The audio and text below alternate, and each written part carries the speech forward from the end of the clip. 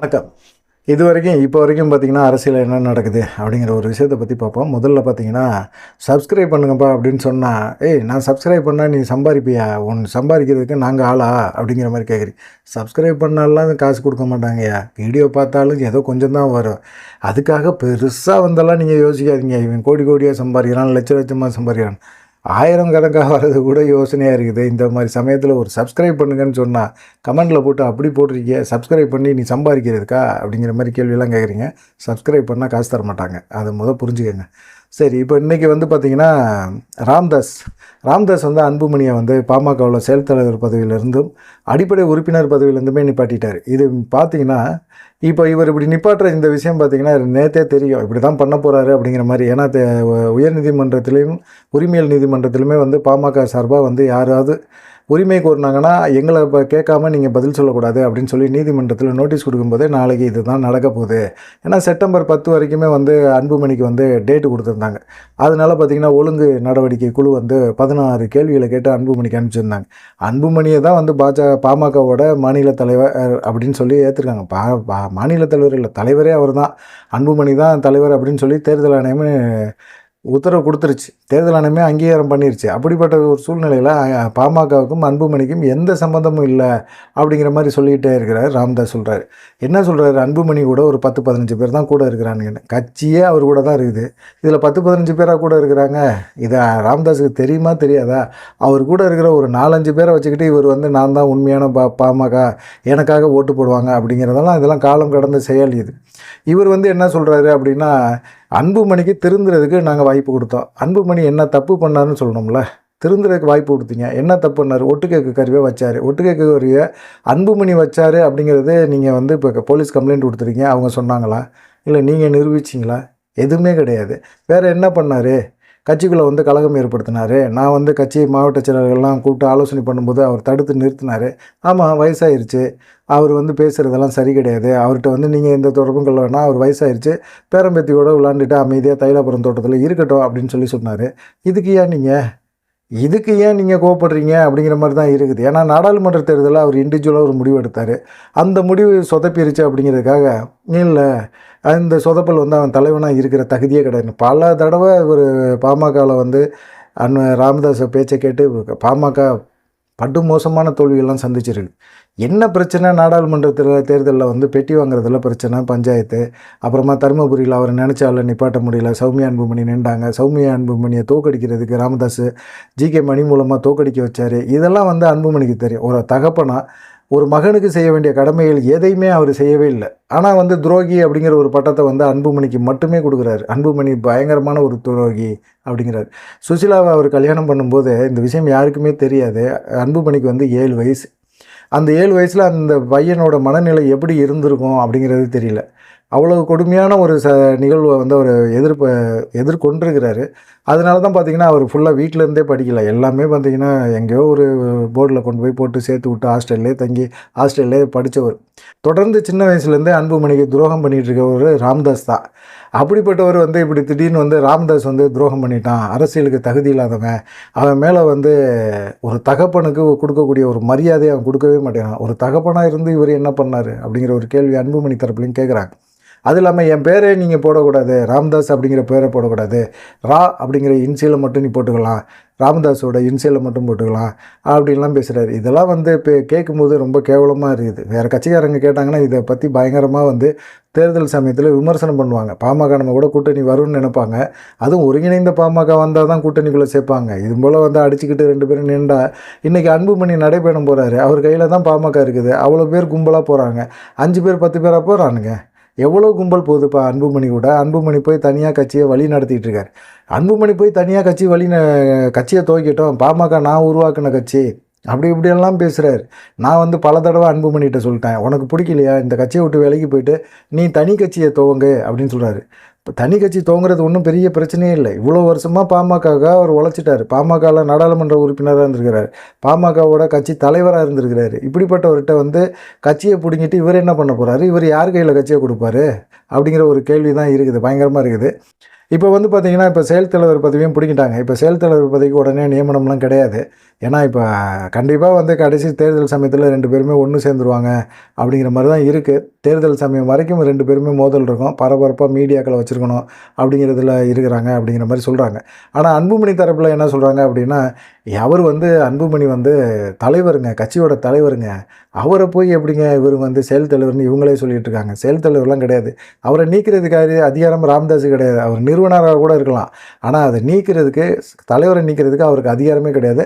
நாங்கள் பொதுக்குழுவில் போட்டு நிறைய முடிவுகள் எடுத்துட்டோம். அந்த முடிவுகளின்படி பார்த்திங்கன்னா அன்புமணியை நீக்க முடியாது அப்படிங்கிறது நாங்கள் அதை தேர்தலை சந்திக்க தயாராக தான் இருக்கோம். அதே போல் பார்த்திங்கன்னா நாங்கள் நீதிமன்றங்களையும் இது சம்மந்தமாக சந்திக்கிறதுக்கு தயாராக இருக்கிறோம் அப்படிங்கிற மாதிரி அன்புமணி தரப்பில் சொல்லிகிட்டு இருக்காங்க. இந்த பிரச்சனை இப்போதைக்கு முடிகிறதுக்கு வாய்ப்புகள் இல்லை. ராமதாஸ் பேசுகிறது, என் பேரை வந்து நீ உபயோகப்படுத்தக்கூடாது, என் இன்சியலை மட்டும் பயன்படுத்திக்கன்னு சொல்கிறது, கட்சியில் வந்து உனக்கு தகுதி இல்லை, அரசியலுக்கே லாய்க்கில்லை அப்படின்லாம் சொல்கிறது, நான் குச்சி ஊன்றி கோல் ஊன்றி கூட இந்த வலிய மக்களுக்காக நான் வந்து கட்சியை வழி நடத்துவேன் அப்படின்னு சொல்கிறதெல்லாம் இனிமேல் அந்த மக்கள் ஏற்றுக்க மாட்டாங்க, ஏமாறவும் மாட்டாங்க. இது ராமதாஸுக்கும் புரியும், ராமதாஸ் கூட இருக்கிறவங்களுக்கும் புரியும். இதுக்கு பின்னணியில் வந்து சுசிலா இருக்கிறாங்க, சுசிலாவை ஆதரிக்கிற நபர்கள் இருக்கிறாங்க, அருள், ஜிகே மணி இந்த போன்ற நபர்கள் வந்து அன்புமணியை வந்து கட்சியை விட்டு விரட்டணும், அன்புமணி குடும்பத்தையே வந்து இந்த கட்சிக்குள்ளே இருக்கக்கூடாது அப்படின்னு நினைக்கிறாங்க. அந்த குடும்பம்லாம் வந்து பார்த்திங்கன்னா அவ்வளோ தூரம் செயல்பட்டு அந்த குடும்பத்தை வந்து விரட்டி அடிக்கிறதுல மிக முக்கியமாக வந்து செயல்படுறாரு எல்லாருமே. அது ராமதாஸ் வந்து அதுக்கு போகிறாரு. காரணம் வந்து வயசு பிள்ளை குழந்தை மாதிரி அவர் பேச ஆரம்பிக்கிறாரு அப்படின்னு சொல்லிட்டு தான் அன்புமணி இது வரைக்குமே வந்து ஒரு எதிர்ப்பை கூட அவங்க அப்பா மேலே காட்டவே இல்லை. ஆனால் இவர் என்னவோ கேவலமாக பேசிகிட்டு இருக்கிறாரு. இவர் இன்னும் கேவலமாக கூட பேசுவார். இவர்கிட்ட என்ன எதிர்பார்க்க முடியும்? அது அன்புமணிக்கே நல்லாவே தெரியும். அதனால தான் பார்த்திங்கன்னா அன்புமணி அமைதியாக இருக்கிறாரு. சரி, அடுத்த மேட்டருக்கு போவோம்.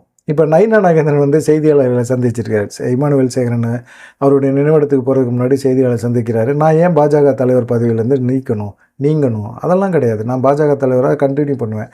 எனக்கு அந்த அதிகாரம் இருக்குது. நான் வந்து தலைவர் பதவி வேணான்னு சொல்லலை அப்படிங்கிற மாதிரி சொல்லிகிட்டு இருக்காரு. ஆனால் இவர்னால தான் வந்து இந்த கூட்டணி உடஞ்சதுன்னு சொல்லி ஓபிஎஸும் சரி, டிடிவி தினகரனும் சரி தொடர்ந்து சொல்லிக்கிட்டே இருக்கிறாங்க. அதே போல் வந்து பார்த்திங்கன்னா செங்கோட்டையன் சமீபத்தில் போய் அமித்ஷாவை சந்தித்து பேசிட்டு வந்துட்டார். அமித்ஷாவை சந்திக்க போகிற விஷயமே வந்து பார்த்திங்கன்னா மாநில தலைவருக்கு தெரியாது. இது எப்படி வந்து ஒரு இது நடக்குது? பாஜக மேலிடமும் வந்து நயினா நாகேந்திரன் மேலே ஒரு அதிருப்தியில் இருந்துக்கிட்டே இருக்காங்க.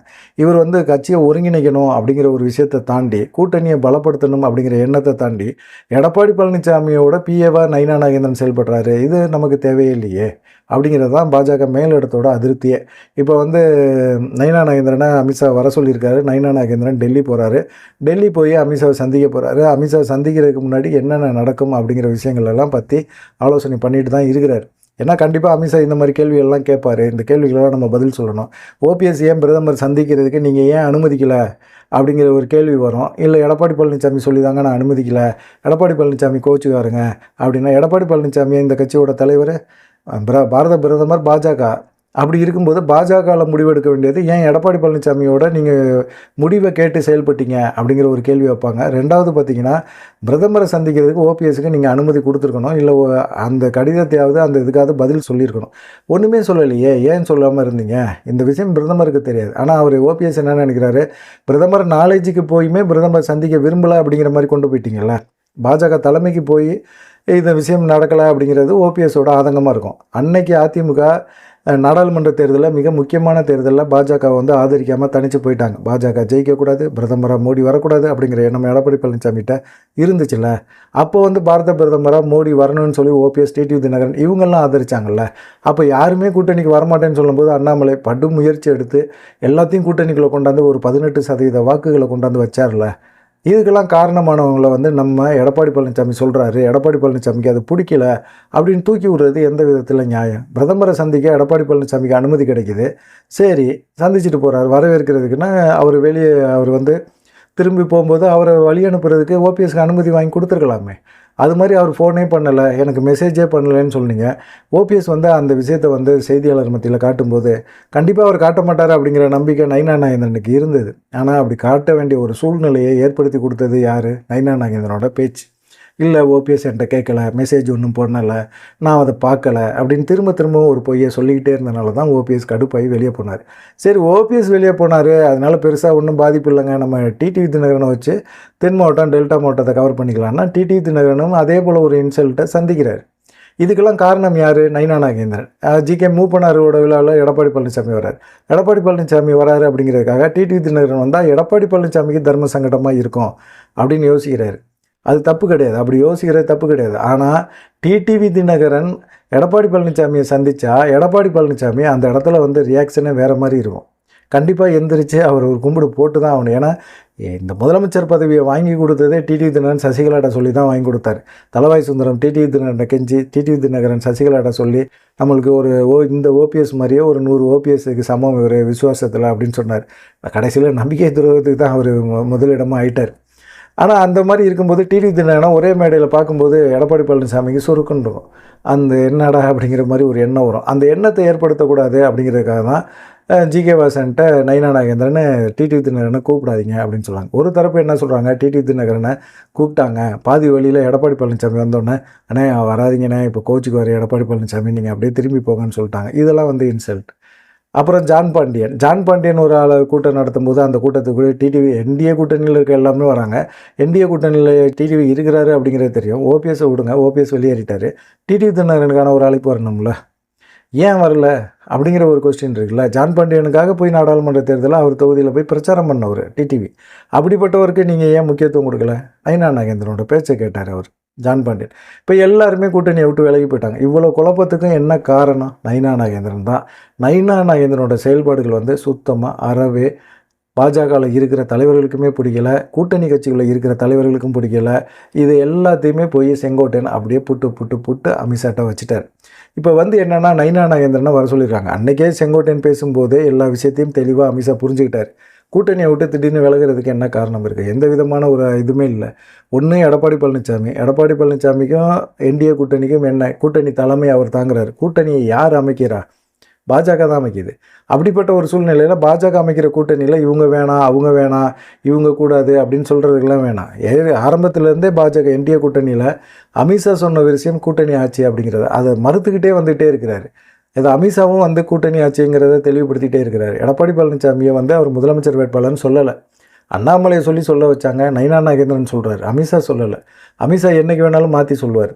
அவர் வந்து அதிமுகவில் ஒருத்தர் கண்டிப்பாக வந்து முதலமைச்சர் வேட்பாளர் அப்படின்னு சொல்லியிருக்கிறார். அது எடப்பாடி பழனிசாமின்னு சொல்லவே இல்லை. அதை தான் டிடிவி தினகரன் சொல்கிறாங்க. நீங்கள் எடப்பாடி பழனிசாமியை முதலமைச்சர் வேட்பாளர் அப்படின்னு சொல்லி நீங்கள் அறிவிச்சிங்க அப்படின்னா நாடாளுமன்ற தேர்தலுக்கு பின்னாடி எடப்பாடி பழனிசாமி இந்த கூட்டணிக்கு முதலமைச்சர் வேட்பாளர் அப்படின்னு நீங்கள் சொல்லியிருந்தீங்கன்னா நான் அப்பயே விலகியிருப்பேன். அப்போ விலகலை. இப்போ வந்து நீங்கள் வந்து திரும்பவும் அழுத்தம் திருத்தமாக அமித்ஷா வாயிலேருந்து எடப்பாடி பழனிசாமி தான் இந்த என்டிஏ கூட்டணியோட முதலமைச்சர் வேட்பாளர் அப்படின்னு சொன்னால் நாங்கள் கூட்டணியை விட்டு விலகிடுவோம் அப்படிங்கிறதுல தெளிவாக இருக்கிறார். அதே போல் ஓபிஎஸும் எடப்பாடி பழனிசாமியும் முதலமைச்சர் ஆகலை, வேறு யாரையாவது ஆக்குங்க, செங்கோட்டையன் ஆக்குங்க, முதலமைச்சர் வேட்பாளர் செங்கோட்டையன் ஆக்குங்க, நாங்கள் செங்கோட்டையனுக்கு ஆதரவு கொடுக்க தயாராக இருக்கிறோம் அப்படிங்கிற மாதிரி சொல்கிறாங்க. அதனால தான் பார்த்திங்கன்னா செங்கோட்டையன் அழைச்சி பேசியிருக்காங்க. ஒருங்கிணைந்த அதிமுக இருந்தால் தான் அதிமுகவுக்கும் நல்லது, அதோட கூட்டணி வைக்கிற கட்சி பாஜகவுக்கும் நல்லது அப்படிங்கிற ஒரு விஷயத்தை வந்து செங்கோட்டையன் மென்ஷன் பண்ணியிருக்காரு. நிறைய காரணங்களை எடப்பாடி பழனிசாமி கட்சியில் என்ன பண்ணுறாரு போகிறாரு வராருங்கிற ஒரு விஷயத்தை வந்து அடுக்கியிருக்கிறாரு.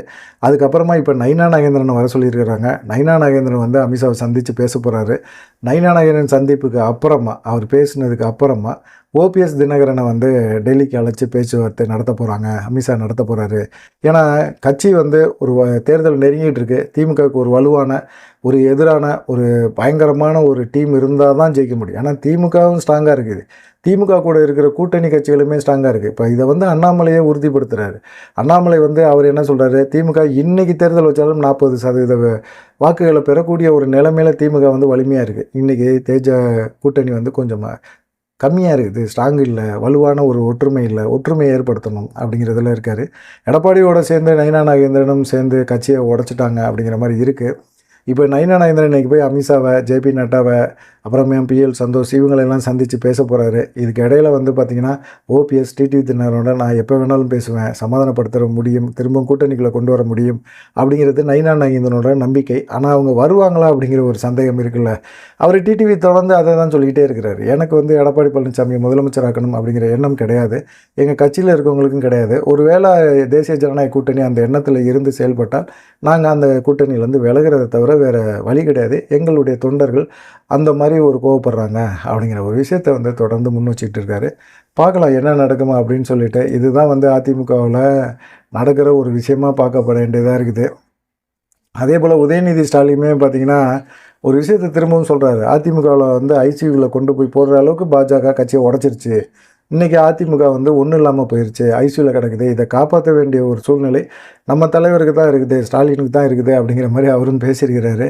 அது வந்து நயினா நாகேந்திரன் அதுக்கு பதில் சொல்லும்போது என்ன சொல்கிறது, ஐசியூவில் யார் இருக்கா அப்படிங்கிறது 2026 தேர்தலுக்கு அப்புறமா தெரியும் அப்படிங்கிற மாதிரி சொல்கிறாரு.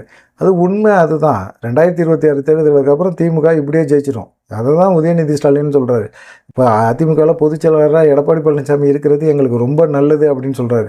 அப்படி சொல்கிறத பார்த்தாலே நமக்கே பயமாக இருக்குது. உண்மையிலேயே அதிமுக திமுக ஒரு டையப்பில் இருக்குதோ, பாஜகவுக்காக இவங்க இந்த மாதிரி ஒரு டையப்பை போட்டு செயல்படுறாரு எடப்பாடி பழனிசாமி. இல்லைன்னா கொடநாடு கேஸு அந்த கேஸுன்னு தூசி தட்டி எடுத்து எடப்பாடி பழனிசாமியை உண்டு இல்லைன்னு பண்ணியிருப்பாங்களே, ஒன்றுமே பண்ணலையே. இப்போ பார்த்தீங்கன்னா அவர் கலைஞருக்கு இந்த சமாதி கடற்கரையில் இடம் கொடுக்கறதுக்கு வந்து அப்படிலாம் கொடுக்க முடியாது அப்படின்னு நேரடியாக பேசினார். அதெல்லாம் பார்த்தீங்கன்னா எடப்பாடி பழனிசாமி என்ன எப்படி கொடுக்க முடியாதுன்னு சொல்லலாம் அப்படிங்கிற மாதிரி ஒரு எண்ணத்தை உருவாக்குனார். ஆனால் துரைமுருகன்ட்ட போய் தனியாக போய் பேசும்போது என்ன சொன்னார் அப்படின்னா, இது வந்து எங்கள் கட்சி தொண்டருங்களே ஏற்றுக்க மாட்டானுங்க, அவனுங்கெல்லாம் வந்து திட்டுவானுங்க, அதனால் நீங்கள் என்ன செய்றீங்க, கோர்ட்டு மூலமாக ஒரு இது பண்ணுங்க, வழக்கு போடுங்க, அது மூலமாக நீங்கள் தீர்ப்பை வாங்கிக்கங்க, எனக்கு ஒன்றும் பிரச்சனை இல்லை கொடுக்குறது, ஆனால் கட்சிக்காரன் எல்லாமே என் மேலே எதிர்ப்பாயிருவான் அப்படின்னு சொல்லி மறைமுகமாக ஒரு அண்டர் டீலை துரைமுருகன்கிட்ட போட்டு, துரைமுருகன் நேரடியாக வந்து எடப்பாடி பழனிசாமி கொடுக்க முடியாதுன்னு சொல்கிறாரு. அதையும் ஓப்பனாகவே வந்து செய்தியாளர் மத்தியில் சொல்லிட்டாரு. அவர் எடப்பாடி பழனிசாமியால் ஒன்றும் செய்ய முடியாது, கட்சிக்காரங்க அவரை திட்டுவாங்க அப்படிங்கிற ஒரு எண்ணத்தில் அவர் நீதிமன்றத்துக்கு போங்க, நீதிமன்றத்து மூலமாக நீங்கள் வந்து இதை வாங்குங்க அப்படிங்கிற மாதிரி பேசியிருக்கிறாரு. அதனால் நீதிமன்றம் மூலமாக வாங்கினாங்க. அதுக்கப்புறமா கடற்கரை இடம் வாங்கினாங்க. எடப்பாடி பழனிசாமி அவர் வந்து ஒரு கெத்து காட்டினார். நம்ம தரல இல்லை, நான் அதிமுககாரன், நம்ம தரல இல்லை, ஜெயலலிதாவுக்கு கலைஞரை பிடிக்காது, அதனால் நான் கொடுக்கல, அம்மாவோட விருப்பப்படி நீதிமன்றம் சொல்லிடுச்சு, நான் என்ன பண்ண முடியும்னு சுலபமாக தப்பிச்சுக்கிட்டார். இந்த மாதிரி தான் வந்து திமுகவோட ஒரு அண்டர் டீலில் போட்டுக்கிட்டு எடப்பாடி பழனிசாமி செயல்படுறாரோ அப்படிங்கிற ஒரு சந்தேகம் இருக்குது. ஜனவரி 26 வரைக்கும் பார்த்திங்கன்னா எடப்பாடி பழனிசாமி பாஜகவோட கூட்டணியில் இருக்கிற மாதிரி இருப்பாங்க. பாஜகனால் எப்போ செயல்பட முடியாத ஒரு சூழ்நிலை உருவாகும்ல, அந்த சூழ்நிலையில் பாஜக கூட்டணியை விட்டு அவர் வெள்ளண்டி போகலாம் அப்படிங்கிற ஒரு எண்ணம் இருக்குது. அதுக்கு முன்னாடி பாஜக என்ன செஞ்சு வைக்கணும் கட்சியை அப்படிங்கிற ஒரு எண்ணத்துலேயும் அவங்க இருக்கிறாங்க. அதன் அடிப்படையில் தான் செங்கோட்டையனை இப்போ தூண்டி விட்டுருக்காங்க அப்படின்னு சொல்கிறாங்க. நான் இந்த அப்பாவிப்பா, அவருக்கு ஒன்றுமே தெரியாதுப்பா அப்படின்லாம் சொல்கிறத வந்து நம்பக்கூடாது. அவர் எடப்பாடி பழனிசாமிக்கு ஒரு தலையும் இங்கிட்டு செங்கோட்டையனுக்கு ஒரு தலையும் காட்டிக்கிட்டு இருக்காரு அப்படிங்கிற மாதிரி சொல்கிறாங்க. பார்க்கலாம் என்ன நடக்குமா அப்படின்னு சொல்லி. இந்த 2 விஷயங்கள் தான் அதிமுக வட்டாரத்திலும் சரி பாமக வட்டாரத்திலும் நடக்கிற மிக முக்கியமான விஷயங்களாக பார்க்கப்படுது. நீங்கள் என்ன நினைக்கிறீங்க அப்படிங்கிற ஒரு விஷயத்தையும் மறக்காமல் கமெண்ட் பண்ணுங்கள். சப்ஸ்கிரைப் பண்ணுறதுனால எனக்கு பணம் வராதியா, கண்டிப்பாக சப்ஸ்கிரைப் பண்ணுங்கள். நன்றி, வணக்கம்.